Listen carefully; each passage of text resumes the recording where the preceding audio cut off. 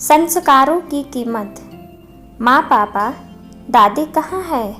पूरी 1 साल की अमेरिका में ट्रेनिंग पूरा कर वापस अपने देश लौटे सूरज ने घर में कदम रखते ही अपने मम्मी पापा से पूछा, बेटा इतने दिनों बाद घर आए हो, पहले हाथ मुंह धोकर फ्रेश हो लो, कुछ खा लो, फिर बैठकर बातें करेंगे। नहीं पापा, मुझे पहले दादी से मिलना है। पर बेटा, राघव जी थोड़ा हिचकिचाए। बोलिए ना मम्मी पापा, आप लोग चुप क्यों हो? फिर उसकी माँ ने जो कहा सुन सूरज की आंखें आंसुओं से भर आई। मम्मी पापा, आपने अच्छा नहीं किया। दादी को घर से गए हुए 6 महीने से ज़्यादा हो गए और आप लोगों ने उन्हें ढूंढने की कोशिश भी नहीं की। बेटा, हम लोगों ने उन्हें ढूंढने की बहुत कोशिश की, पर वो कहीं नहीं मिले। फिर हमने पुलिस में रिपोर्ट भी लिखवाई, पर कुछ फ़ायदा नहीं हुआ। सूरज की माँ ने कहा। सूरज रोते हुए अपने कमरे में जाकर बिस्तर पर निढाल सा पड़ गया और अतीत की यादों में खो गया। माँ और पापा दोनों का प्यार उसे दादी ने ही दिया था। कैसे दादी उसके नखरे उठाती और उसकी पसंद की वो सारे डिश बनाती जो उन्हें बनाना भी नहीं आता था। जब वह बीमार होता तो पूरी रात उसके सिरहाने बैठी रहती। कैसे दादी उसे तैयार कर स्कूल के लिए भेजती थी, उसे मनाती थी, दुलारती थी। जब वह स्कूल जाने के लिए मना करता था, बड़ा होने के बावजूद भी उनके हाथों से रोटी खाना पसंद करता था। उनके हाथों के गुलाब जामुन और अचार उसको बहुत पसंद थे। दादी की कहानियों का पिटारा जिसे सुनते सुनते कब वो परियों की सपनों की दुनिया में खो जाता, उसे पता ही नहीं चलता। पिछले कई सालों से पढ़ाई के सिलसिले में घर से बाहर ही रहता था, लेकिन जब भी आता है दादी की बाँछें खिल जाती थी। पिछले कुछ दिनों से दादी टीबी की बीमारी से जूझ रही थी और इस बीमारी ने उनके शरीर को खोखला कर दिया था। उसके मम्मी पापा दोनों नौकरी करते थे, इसीलिए दादी ने ही उसका लालन पालन किया था। उसे अपनी दादी की सारी यादें सताने लगी। जब उसकी माँ ने खाना खाने के लिए आग्रह किया तो उसने साफ मना कर दिया। अगले दिन जब उसकी माँ उसके लिए नाश्ता लेकर कमरे में गई तो सूरज वहाँ नहीं था, उसका सामान भी वहाँ नहीं था।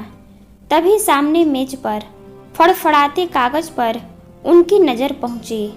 एक चिट्ठी थी जिस पर लिखा था। घबराती हुई उसकी माँ उसके पापा को जगाया और वह पत्र दिखाया। मम्मी और पापा, हमेशा की तरह आदरणीय मम्मी और पापा नहीं लिखूंगा, क्योंकि वो सम्मान के अधिकारी अब आप लोग नहीं रहे। जब तक आप यह खत पढ़ेंगे मैं शायद इलाहाबाद पहुंच जाऊंगा।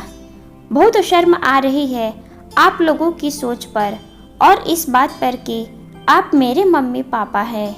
मुझे पता चला कि दादी कहीं खोई नहीं है, बल्कि आप लोगों ने उन्हें घर छोड़ने पर मजबूर कर दिया था। बोझ बन गई थी दादी आप लोगों के लिए।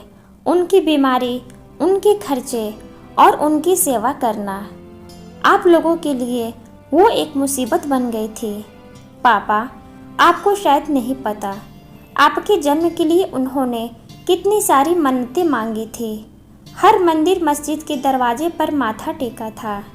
आपकी सेहत और आपकी मुराद को पूरी करने के लिए उन्होंने न जाने कितने व्रत रखे।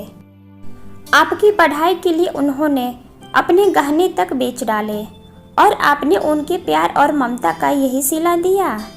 मम्मी, आपको तो शायद मेरा बचपन भी याद नहीं होगा, क्योंकि आपने तो सिर्फ मुझे जन्म दिया था, लेकिन मेरा लालन पालन और एक माँ का प्यार और स्नेह मुझे दादी ने ही दिया था। छुट्टियों के दिन में आप और पापा बाहर जाते और हमें घर में अकेला ही छोड़ जाते थे। अच्छा हुआ मेरा लालन पालन मेरी दादी ने ही किया, वरना मेरी सोच भी आप लोगों की तरह ही होती। शर्म आती है मुझे आप लोगों की सोच पर। और एक बात जिसे सुनकर शायद आप लोग शीशे के सामने भी अपनी शक्ल नहीं देख पाएंगे। दादी को आप लोगों ने बहुत सताया था, बिस्तर खराब न हो इसीलिए आप लोग उन्हें खाना भी नहीं देते थे। उन्हें नहाए हुए तो हफ्तों हो जाते थे। माँ तो बहू थी, लेकिन पापा आप तो उनके बेटे थे। आप अपनी जन्म देने वाली माँ के साथ ऐसा कैसे कर सकते हैं? आप लोगों के ताने सुन सुनकर दादी ने घर छोड़ने का फैसला लिया ताकि उनकी वजह से आप लोगों को और अधिक परेशानी ना हो। मुझे पड़ोस की दादी ने सब कुछ बता दिया है। एक छत के नीचे रहते हुए भी 2 पल दादी के पास बैठने के लिए आप लोगों के पास समय नहीं था। प्यार की 2 बातें सुनने के लिए तरस जाती थी वो। इतना उन्हें उनकी बीमारी ने नहीं तोड़ा जितना आप लोगों के कठोर व्यवहार ने उन्हें तोड़ दिया। इसीलिए उन्होंने वृद्धाश्रम जाने का फैसला लिया।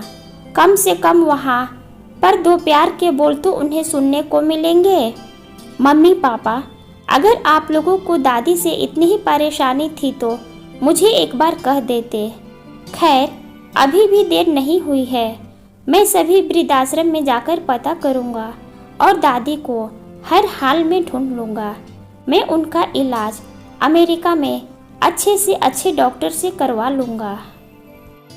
और आप लोग चिंता मत कीजिएगा, मैं आप लोगों के साथ ऐसा नहीं करूँगा जैसा आप लोगों ने अपनी माँ के साथ किया, क्योंकि मेरे खून में मेरे दादी के दिए हुए संस्कार और प्यार दौड़ रहे हैं। आपका बेटा सूरज। आज बेटे के सवालों ने दोनों पति पत्नी को कामयाबी की बुलंदी से सीधे जमीन पर पटक दिया। आज उन्हें इस बात का एहसास हो गया कि उनके जीवन भर की कमाई की उतनी कीमत नहीं है जितनी कीमत उन संस्कारों की है जो उनके बेटे को उसकी दादी ने दिया था। वो आज अपने आप को भाव शून्य महसूस कर रहे थे। आपको यह कहानी कैसी लगी हमें कमेंट में ज़रूर लिखिएगा।